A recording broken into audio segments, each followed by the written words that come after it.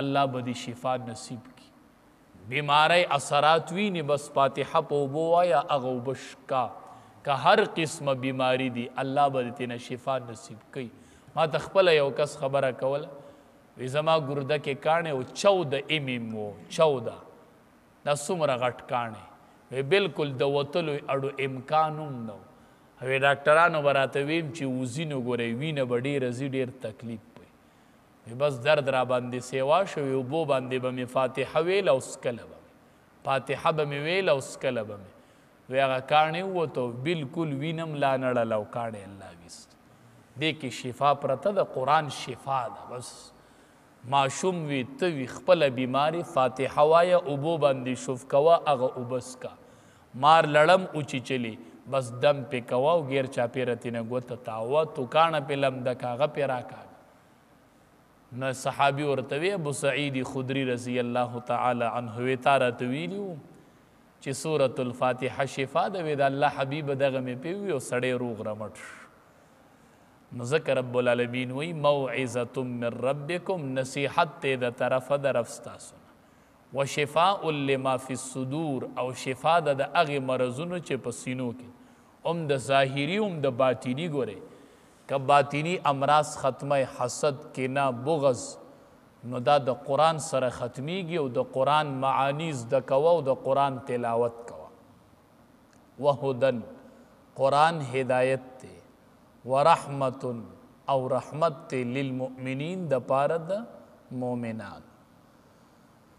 نو په موعظة من ربکم کې اشاره شوله شریعت ته شفاء لما فی الصدور کې اشاره شوله طریقت ته او په هودن کې اشاره شوله نبوت ته او په رحمتون کې اشاره شوله خلافت طرف ته نو ټول امور چې دي هغه په قرآن کریم کې پراته دي قل بفضل الله وبرحمته فبذلك فليفرحوا هو خیر مما یجمعون قل تورته وای بفضل الله ففضل د الله او پر رحمت د الله فبذلک فلیفرحوا په دې د خلق خوشاله شي فضل نه مراد څه دی او د رحمت نه مراد څه دی بعضې مفسرین وایي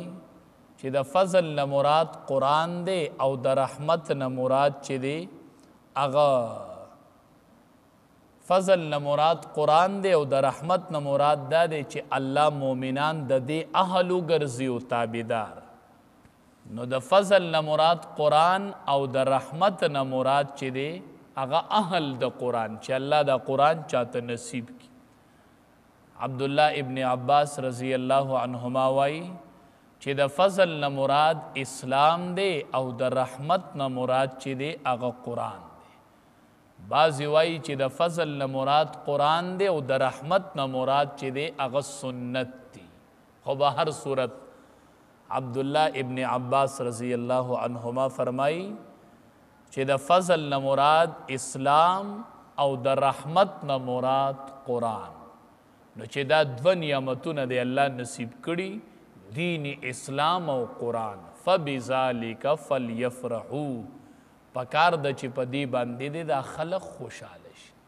دا د خوشحالۍ څیز دی شکر وباسئ ټول مونږ او تاسو ټولو له شکر ایسته پکار دی چې الله ایمان نصیب کړی دی الله مسلمانان پیدا کړي او ایمان او اسلام هم الله نصیب کړی دی خو د ایمان نښه څه ده تا ته به څنګه پته لګي چې زه مؤمن یم که نه یم د امام ترمامیټر څه دی ته به یې په څه چیک کوې د دواړو جهانو سردار فرمایي اذا سرتک حسنتک وساءتک سیئتک فانت مؤمن ایمان به په څه شي چیک کوي چې ته مؤمن یې او که نه یې د ایمان سطح به څنګه معلوموي نو د دواړو جهانو سردار فرمایي اذا سرتک حسنتک وساءتک سیئتک چې کله د نیکی کارو کې نوړه دی خوشحاله شي او چې بدی کار د نه وشي نوړه دی خفه شي په نیکی دیړه خوشحالیږي او په بدی دیړه خفه کیږي فانت مؤمن ته مؤمن د ایمان سطح دی برابر ده د نیکی کارو کې ټول منځونه دې وکړل د ورځې او ماسخوتن دې پسې د قرآن درس هم وکړو زړه دې باغ دی خوشحاله شکر دی او نن مې صدقه م ورکړې ده شکر دی نن جنازې تم حاضر شوی نن مې د بیمار عیادت هم کړی دی شکر دی چې دا کارونه وکړې زړه دې خوشحاله شي نو ته مؤمن یو چې د ګناه کار د نه وشي نو بیا خپه سحر منځ در نه پاتې شي نو ټوله ورځ خپه چې ما نه ولې دا منځ قضا شو ولې زما نه مستقل هر ورځ یو منځ پاتې کیږي نو